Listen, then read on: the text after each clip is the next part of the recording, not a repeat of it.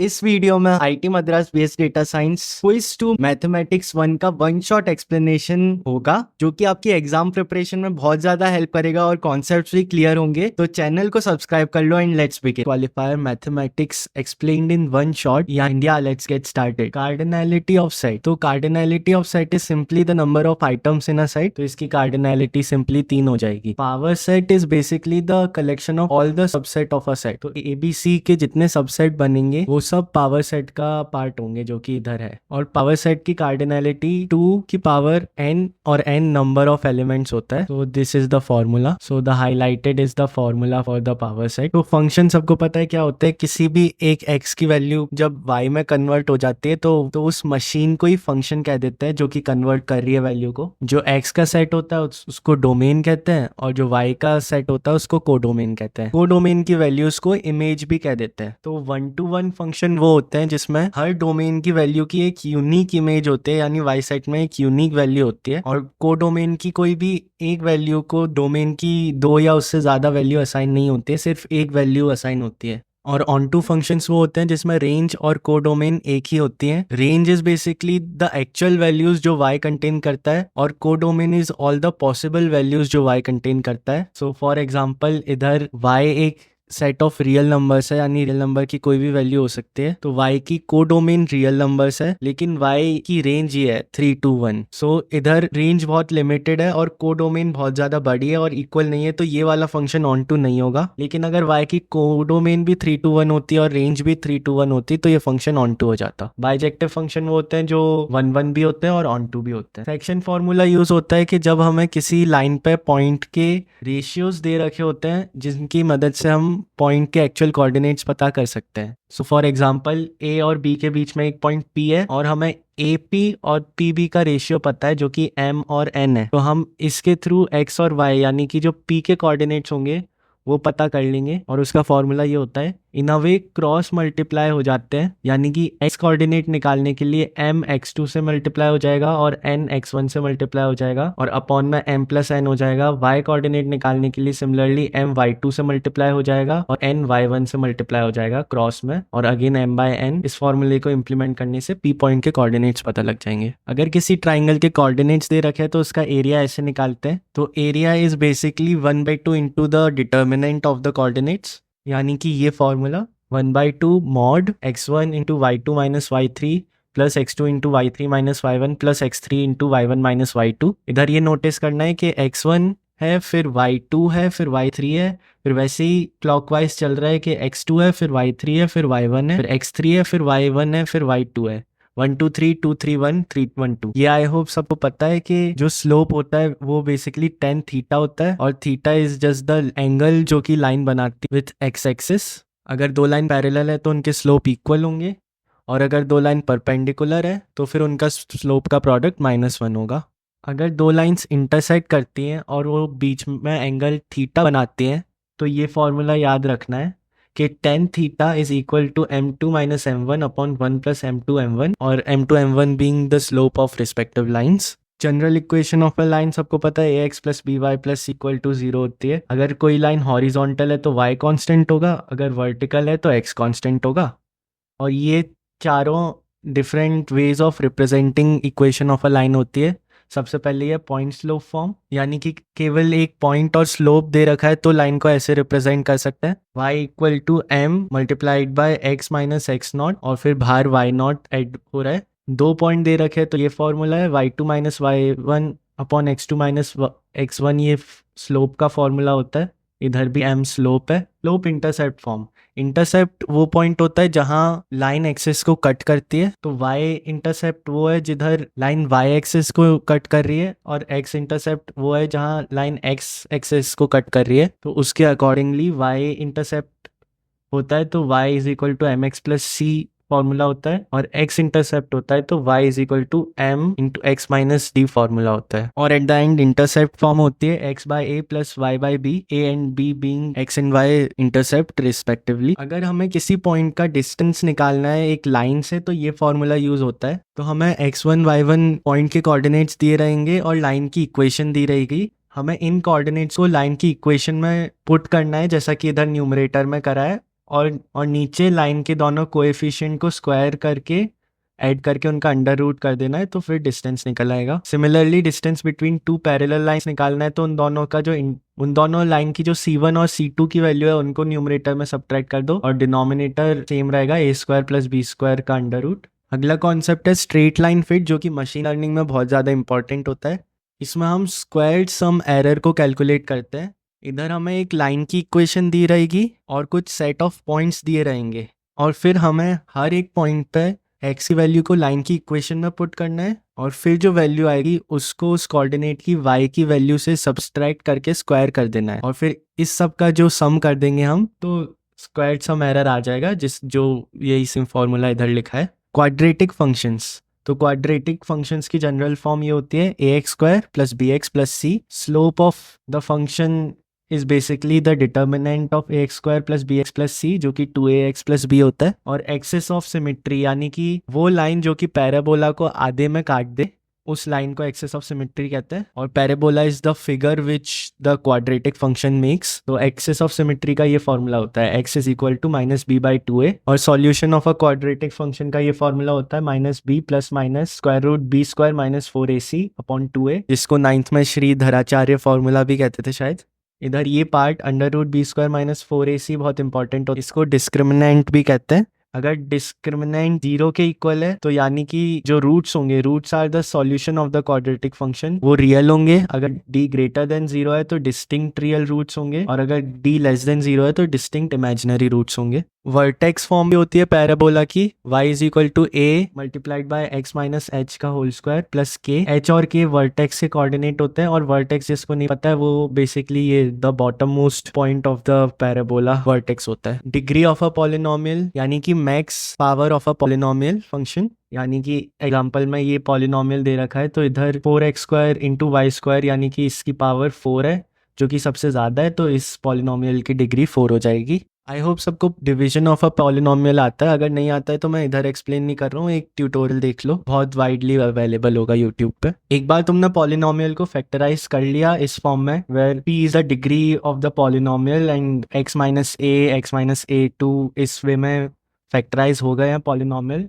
और अगर degree polynomial की इवन है, तो पॉलिनोमियल कुछ ऐसा शेप बनाएगा वेयर वो एक जगह स्लोप 0 होगा और फिर वो बाउंस ऑफ कर जाएगा। और अगर पॉलिनोमियल की डिग्री ऑड है, तो वो ऐसा शेप बनाएगा, एक जगह पॉलिनोमियल का स्लोप 0 होगा और फिर वो दूसरे डायरेक्शन में चला जाएगा। तो इसके थ्रू तुम पॉलिनोमियल का एंड बिहेवियर पता कर सकते हो। अगर पॉलिनोमियल का लीड कोएफिशिएंट भी पॉजिटिव है, तो वो ऊपर से स्टार्ट होगा, और depending on the degree being even और ऑड, वो एंड में ऊपर जाएगा या नीचे जाएगा, वो पता कर सकते हो। Similarly in the case of negative also, negative के केस में पॉलिनोमियल स्टार्ट नीचे से होगा। सो क्वालिफायर का सिलेबस यहीं तक है। Now a very important note, ये बस एक ओवरव्यू है पूरे सिलेबस का, केवल इसकी हेल्प से एग्जाम क्लियर नहीं होगा।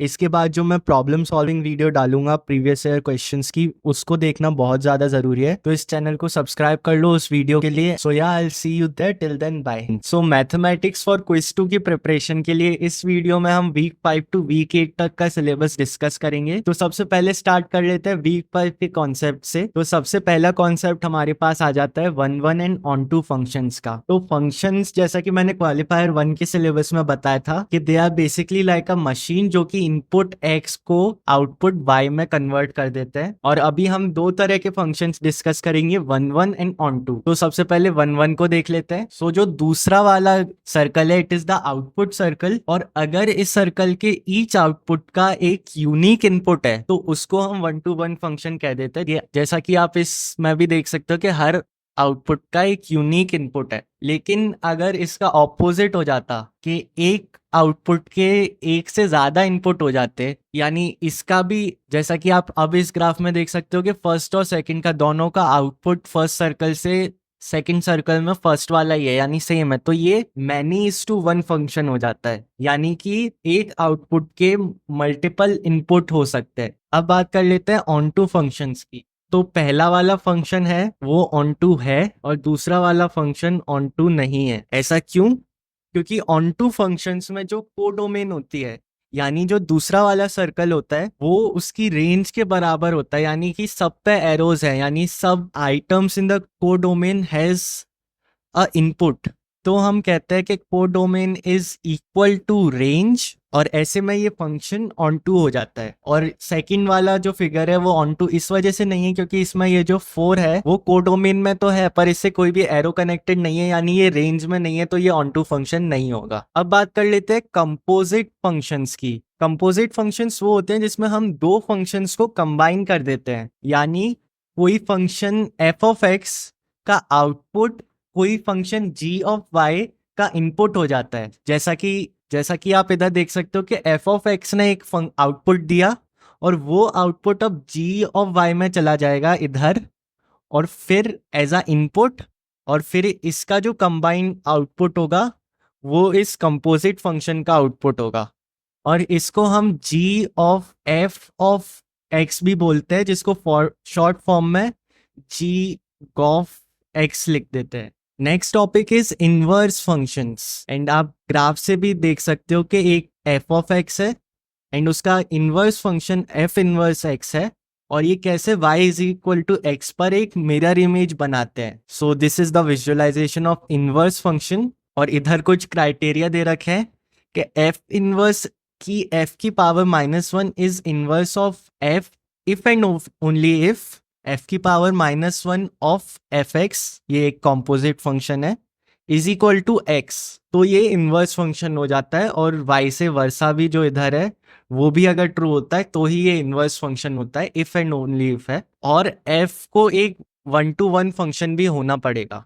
और ये दो पॉइंट्स भी इंपॉर्टेंट है। डोमेन आप जानते हो, which the possible input values of a function is called a domain. Guys, you are finding this video helpful. If you are still watching this, तो प्लीज अभी इस चैनल को सब्सक्राइब कर लो for more such videos. Next आ जाता है logarithmic function, जिसको हम ऐसे लिखते हैं y is equal to log a x, where a is greater than 0 and a is not equal to 1 and x is greater than 0। तो ये तीनों कंडीशन फुलफिल होनी चाहिए। तो लॉग को हम बेसिकली ऐसे सॉल्व करते हैं जिसमें जो ये a होता है ये यहाँ से अपनी जगह से ऑपोजिट लेफ्ट में चला जाता है और इस y का बेस बन जाता है, लॉग हट जाता है और x वहीं की वहीं रहता है। तो थोड़ा ऐसा स्विच हो जाता है और एट द एंड a की power y is equal to x बचता है, and this is how we solve log functions. और ये एक ज़रूरी पॉइंट है कि अगर बेस a ग्रेटर देन 1 है तो log ax एक इंक्रीजिंग फंक्शन होगा, और अगर बेस a 0 और 1 के बीच में है तो log ax एक डिक्रीजिंग फंक्शन होगा। These are the two lines I covered, sorry वो कवर हो गया था। log 10x एक बहुत कॉमनली यूज लॉग है और उसको कॉमन लॉग कह देते हैं। एंड log ex जिसको ln x भी कहते हैं, it is called natural log, और e की वैल्यू आप जानते हो 2.718 से सिमिलर होती है। अब ये कुछ लॉग की प्रॉपर्टीज है जो सबको पता होनी चाहिए। तो पहली वाली बहुत सिंपल है, log a1 is equal to 0 होता है। ऐसा क्यों? क्योंकि आप अब इसको कन्वर्ट करके देख सकते हो, जैसा कि बताया था कि कन्वर्ट करने पर ये a की पावर 0 इज इक्वल टू 1 हो जाता है, और इधर से ये ऑब्वियस हो रहा है कि ऐसा ये ट्रू है। log a इक्वल टू 1 होता है क्योंकि ऑब्वियस है a की power 1 is equal to a ही होती है। अब इधर से प्रॉपर्टीज आपको थोड़ी याद रखनी है कि अगर log a की पावर में है और log का बेस और जिसकी पावर में वो log है ये दोनों सिमिलर होते हैं, तो ये पूरा पार्ट कैंसिल हो जाता है और केवल x बचता है। और log a to the power x में भी ये पूरा पार्ट कैंसिल हो जाता है और केवल x बचता है। इस प्रॉपर्टी में आप देख सकते हो कि हमने इन दोनों क्वांटिटीज को स्विच किया है पर उससे कुछ इफेक्ट नहीं पड़ता है, वो दोनों क्वांटिटीज स्विच हो जाती हैं और कुछ चेंज नहीं आता है इक्वेशन में। और ऐसे ही ये कई सारे लॉग की प्रॉपर्टीज होती हैं। इन सब एग्जांपल्स को आपको याद करना है जो कि प्रैक्टिस से हो जाएगा, इसमें कुछ समझाने का नहीं है, तो आप स्क्रीनशॉट ले लो और इसको रीड कर लेना। अब हम आ जाते हैं वीक 6 और वीक 7 के कंटेंट पर और स्टार्ट करते हैं लिमिट से। सो फॉर एग्जाम्पल ऐसा लिखा है, अगर ऐसा लिखा है लिमिट 4x, ये LIM यानी लिमिट होता है, x एरो 2, इस एरो का मतलब है अप्रोचेस, यानी x की वैल्यू जब 2 पे अप्रोच कर रही है यानी ऑलमोस्ट 2 है, इक्वल टू 2 नहीं है बट ऑलमोस्ट 2 है, तो उसको हम कह देते हैं x approaches 2 which is equal to 4 into 2 which is equal to 8। So ये बेसिक लिमिट्स का कॉन्सेप्ट है। अब अगला कॉन्सेप्ट आ जाता है वो है कंटिन्यूटी का।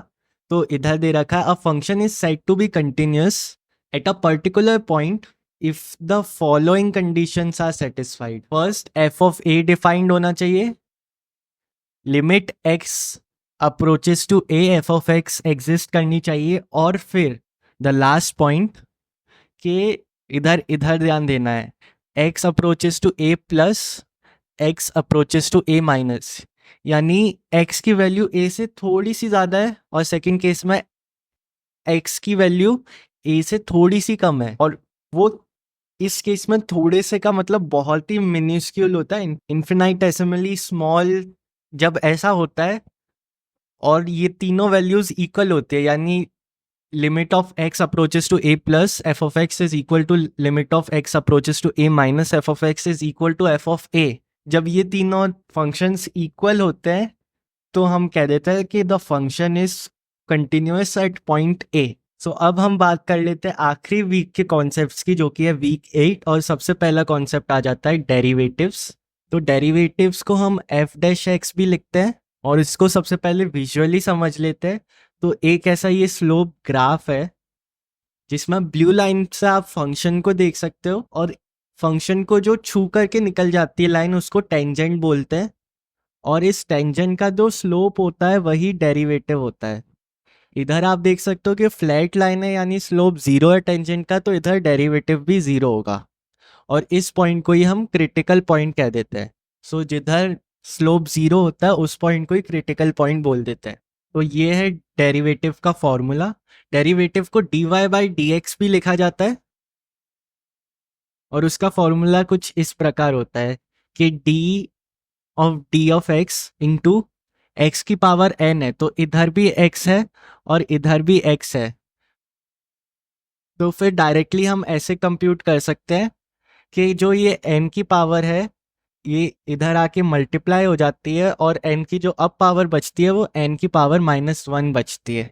एक एग्जाम्पल से समझ लेते हैं कि फॉर एग्जाम्पल हमें पूछा है डी ऑफ 6x² अपॉन में dx, तो इसका जब डेरिवेटिव करेंगे हम तो कांस्टेंट को हम बाहर निकाल लेंगे, 6 बाहर आ जाएगा, और फिर जो x की पावर है 2, वो x की पावर में से एक माइनस करेंगे यानी 2 - 1 होगा, और ये ही पावर x से मल्टीप्लाई भी हो जाएगी यानी इंटू 2 भी हो जाएगा।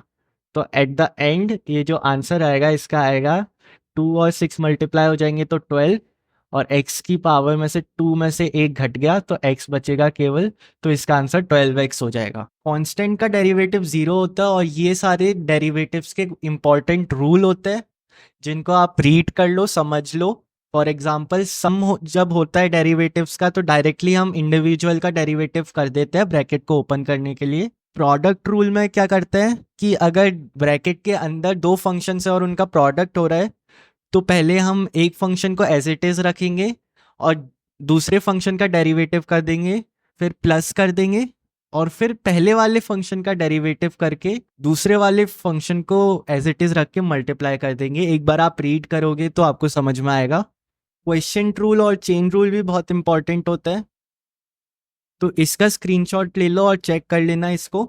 ये कुछ डेरिवेटिव के रिकरिंग फॉर्मूलाज होते हैं जिसमें समझने का ज़्यादा कुछ नहीं है, इसको आप रीड कर लोगे, प्रैक्टिस करोगे तो याद हो जाएगा। इसका भी स्क्रीनशॉट ले लो। और ये डेरिवेटिव ऑफ ट्रिग्नोमेट्रिक फंक्शन है, इसको भी याद करना है, प्रैक्टिस के साथ याद हो जाएगा, तो इसका भी स्क्रीनशॉट ले लो। अब आ जाते हैं हम आखिरी टॉपिक पे जो कि है मैक्सिमा एंड मिनिमा। तो जैसा कि मैंने बताया था जिधर जिधर टेंजेंट का स्लोप जीरो होता है वो सारे क्रिटिकल पॉइंट्स होते हैं, और इन क्रिटिकल पॉइंट्स में से ही मैक्सिमा और मिनिमा फाइंड होते हैं। तो इधर आपको क्लियरली ग्राफ में विजिबल है कि ये जो हायर पॉइंट है वो मैक्सिमम है, लोकल मैक्सिमम है, और जो लोअर पॉइंट है वो लोकल मिनिमम है। इन दोनों ही जगहों पे एफ डैश एक्स जीरो होगा, लेकिन लोकल मैक्सिमम में एफ डबल डैश एक्स यानी डबल डेरिवेटिव नेगेटिव होता है, और लोकल मिनिमम में डबल डेरिवेटिव यानी F double dash X positive होता है। तो इन दोनों पॉइंट्स के थ्रू आप लोकल मिनिमम और लोकल मैक्सिमम फाइंड आउट कर सकते हो एक फंक्शन का। So that's it for week 5 to week 8 quick revision. Again ये मैं one shot quick revision lectures आपके कॉन्फिडेंट बूस्ट के लिए और अपने लेवल पर थोड़ी हेल्प के लिए बनाता हूँ। इधर पूरे कॉन्सेप्ट डिस्कस नहीं होते। एग्जाम को पास करने के लिए और पूरे कॉन्सेप्ट को ढंग ढंग से समझने के लिए आईआईटीएम वाले लेक्चर्स प्रोवाइडेड हैं, वो देखो। और ये जो कॉन्सेप्ट आपने समझा, इसको आप इम्प्लीमेंट तभी करोगे जब क्वेश्चन सॉल्व करोगे। तो I will try to bring up PYQ video जिसमें मैथ्स के प्रीवियस ईयर क्वेश्चन डिस्कस होंगे। तो उसके लिए चैनल को सब्सक्राइब कर लो और क्वेश्चन सॉल्व करो। Best of luck for the exams and peace out.